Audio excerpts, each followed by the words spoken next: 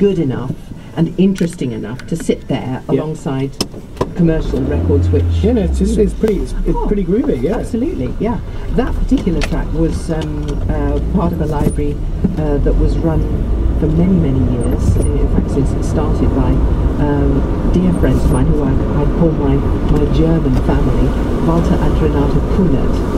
They ran the Domo Library in Munich. Domo Library? Domo, that's right. Is that a contemporary library? A contemporary library. It started in, I think, about 1957-58. Wow, okay. And they sold to Koch in 1998. Okay. Walter sadly is Why no have I never longer heard of the Domo Library? Well, because it was never imported into this country piecemeal. It was represented by various people. Charles Brull had some. Charles Brull had his finger in all those pies, didn't he? He did. He had his finger in as many pies as he could. Yeah. But mainly it was represented by Richard Frank and Anglo-Continental. Okay. And did very well. But Renata and Walter were wonderful people, and they worked a lot with Frank Plyer. Now, after this, Yes. you played a Mozart edition record. I did. We've got it written down here as 1766, but apparently it's Green Lantern by Jürgen Hermann, is that correct? Jürgen Hermann and his dancing strings, yes. Yeah, there you that's go. Right. Yeah. Now, Mozart edition, okay, they're almost, you see them from time to time on the second-hand market. They're this funny orange things with an M on the front. Yeah. And most of them I found are what I would call sort of light orchestral. There's a bit of let's think. I mean, Ronald Binge turns up, doesn't he? That's probably their biggest record, isn't it? Same environment. Well, it probably is, yes, and the one that they're famous for. Yeah. But while we were talking about Mozart edition, I said, look, as far as I'm concerned, there's about 2 records on Mozart edition that you're kind of hipsters want because they're a bit groovy, a bit strange, sort of thing. And you went, hold tight. I know it's what did you say? They're some of the world's best kept secrets are the Mozart edition movie ones. Yeah, I think they are. Yeah, I mean, I think the Mozart edition library is fantastic because it is quite an eclectic mix of the kind of music that I love. And let's face it, music is a subjective thing. Yeah. Like any library, there are some stuff which you might think, I wonder why they included that, but you know that can be the same of any recorded music. That could be the most successful. That could be the most successful track in the library. It's a funny game, isn't it? The old library, the library one. It is. Most unpredictable. Indeed. But you see, Mozart edition was another one of these libraries that was created largely for the radio market when radio was in a market for music to be played as music in its own right. Yeah. Joe Cohen founded the library, and he got very pally with David Allen, who was the original guy who ran foreign recordings at the BBC, and there started a wonderful relationship. And you know, you would be amazed at the amount of Mozart edition material that you would have heard through the day on the wireless, and also between about 1962 and 1992 on the television. So in terms of catalogue size, LP size, I mean, it's what? Well, there were 114 LPs. There were 114 LPs. But that wasn't the size of the library. The library was bigger. The library contained about, I would say, 3,500 individual pieces of music. That's not bad going, is it? Yeah. You can make it quite a big business. Oh, absolutely. Yeah, that's right. And it was a beautiful, eclectic mix. There were some people in this country who were quite involved with Mozart edition, notably Peter Hope. He of William Gardner fame. Okay. Ronald Binge, you've mentioned, of course. Frank Chaxfield did work with Alan Langford, Ernie Ponticelli, a little plugger who used to work for KPM. All these kind of people turned up, but they also had original German recordings. The original Mozart edition man, the great Dr. Gustav Zadler, from Gustav Zadler. Z-A-G-L-E-R. Yeah, he was the great doctor, and he had this wonderful idea of when there was the Divine divide between West and East Germany, actually taking music from East Germany, the East German broadcasters, and sub-publishing it. This is the curious thing: sub-publishing in West Germany music from East Germany. Well, that's quite East German music was out. And of course, Jürgen Hermann was an East German artist, and so you had people like Jürgen Hermann, Theo Schumann, who's a real funky guy, Walter Kubitschek, Walter Eichenberg, Günter Golasch. Oh my goodness, this German. This German, aren't you? Well, do you spend quite a lot of time in Germany? Well, no, not really, but I have a great passion for things German. Yes, I can tell. No, it's brilliant. It's brilliant to listen to. It really is. It's fabulous. Honestly, it's like a sort of weird record with this. Oh, let's speak German with Lucy Williams. Right, so if you listen to some more Mozart just now. Yeah, absolutely. You talked about funk, and I think just sort of, you know, there is this like classical thing going on. Yeah, and it'd be interesting to hear something a bit stranger from Mozart. Yeah, this is a piece that they got from Italy. Really? And it's by a guy called now I'm not entirely sure how to pronounce this, but it's Georges Chorafas. That'll do. And it's called Peeled Tomato. Okay.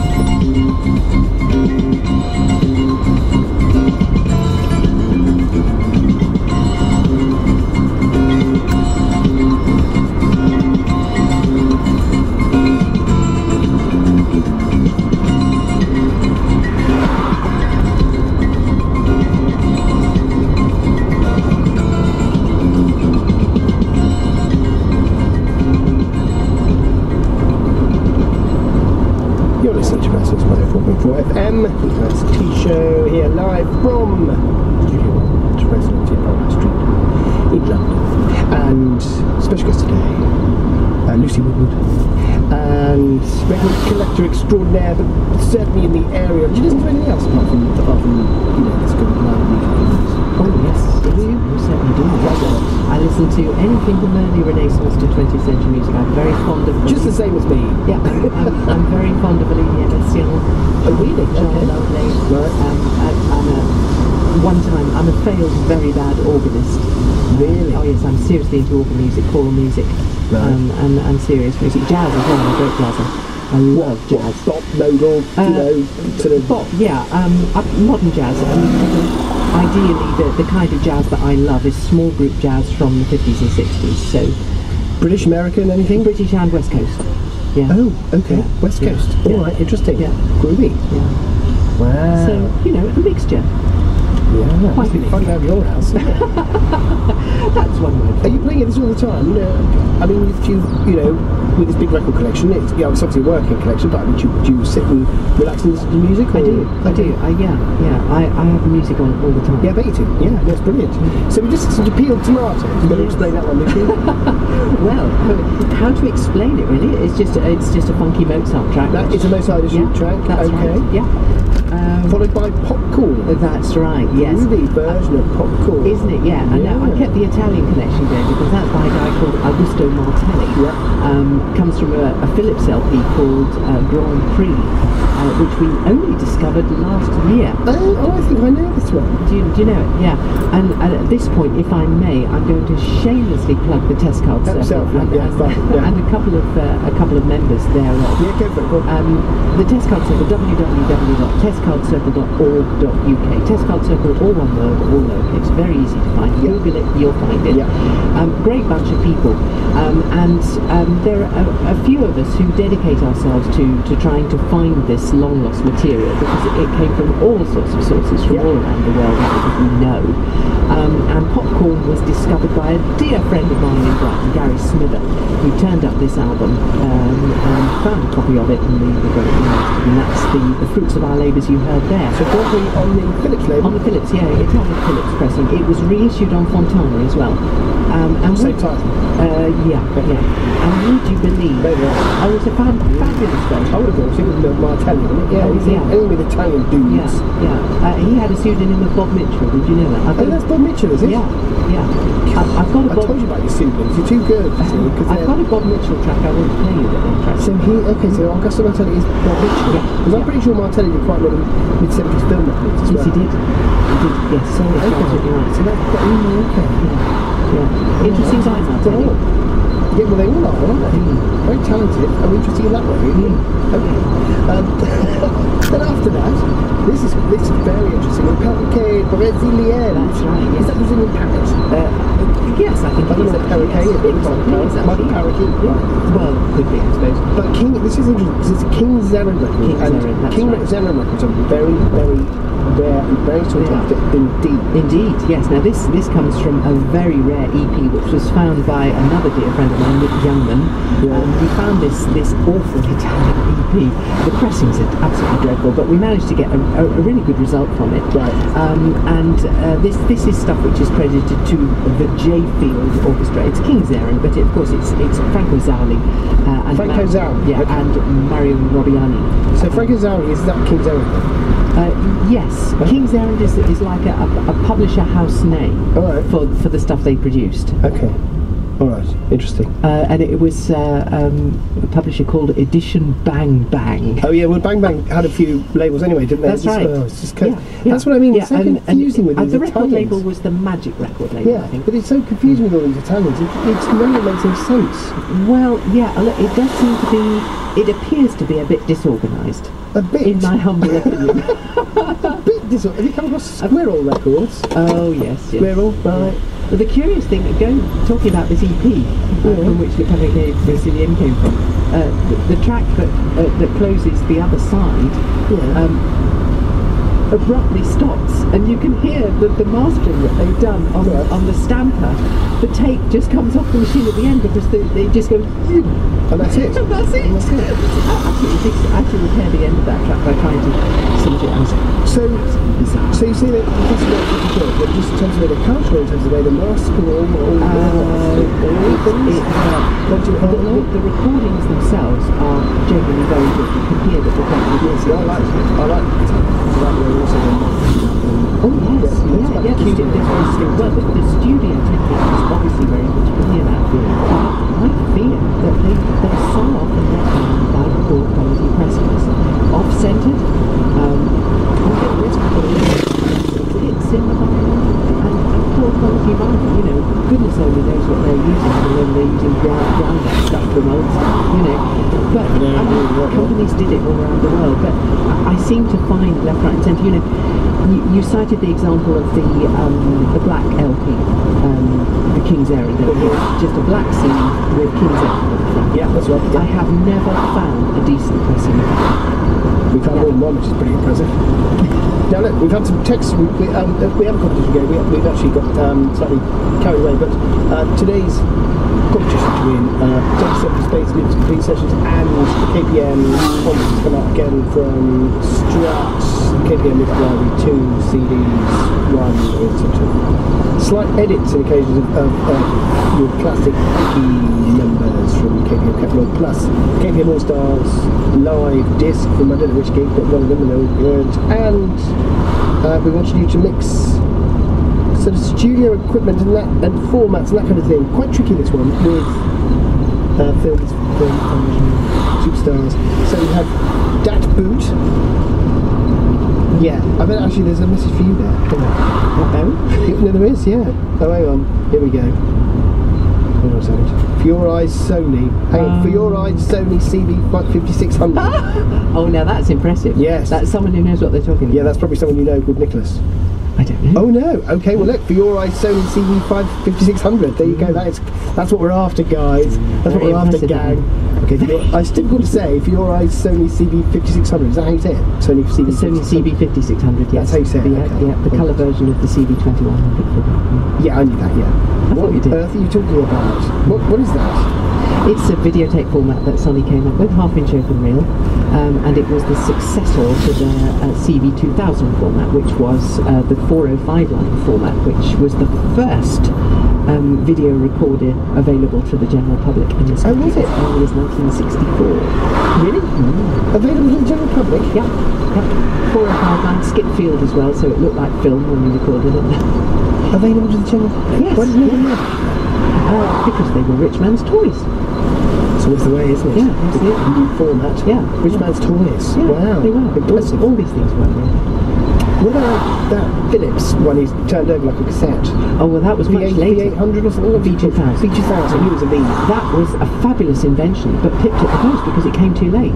They were just about to develop a version of it with hi-fi sound, and that really would have been $1 million. That VHS had got stranglehold. And so, it died a death. But the V2000 format, in principle, was superb. Very clever. And what about video discs then? Video discs, well, that's completely different. Well, some of them, in my opinion, were a bit sort of strange. Okay. The CED video discs, and the only thing that really was quite impressive, I thought, was the Laserdisc, analog Laserdisc. That's what you had the Laserdiscs. They're pretty groovy, weren't they? Really good. Really, very, very good. Yeah. Why didn't that take died out? Because of... Well, because they take too expensive. They were expensive, and you had to have particular hardware, of course. And this was all investment. Right. And when not particularly a great amount of product around. apart from Flash Gordon. That's right. Yeah, I mean, that's probably more than you would think available on Laserdisc. But you can buy these things for nothing. I had to buy some for an artwork recently, and it cost me about £2 for this incredibly produced Italian Laserdisc with posters, postcards. Extraordinary. The amount of work went into the production of the thing was amazing, really. Well, I mean, to give an example of how recently things were still in prime production, I bought a Laserdisc of the film Titanic. Really? Yeah. So there is still a funny thing out there for Laserdisc. I bet there is a cult following. I bet there is, yeah. Yeah. Well, all these things have followers. Das Boot, and that's Gary from Radio Sound Familiar, who says, "Hi Johnny and Lucy." So there you go. Gary. Gary, he's a regular listener to the show. Yes. Oh, Gary again. Yeah. 20,000 Leagues Under the Sea format. Very good. Oh! Yeah, you see, you get that. Under the sea format. Under the sea formats, yes. Yes. Okay, hang on, there's another one here. Butch cassette. Well, that's quite good. That as is well, quite good. Yeah. Yes. I think 20,000 Leagues Under the Sea format is rather good. Well, yeah, you see I remember Gary. Gary from Television Centre. Yes. Oh, really? Yeah. From TV Centre. I do. Yeah. Blimey. Okay. Yeah. Right now. From many years ago. Where are we going now? So the competition is 02740711210 or 07 866 539926 if you want to text us and you get the idea. It's sort of studio technology and formats. It's a bit of a complex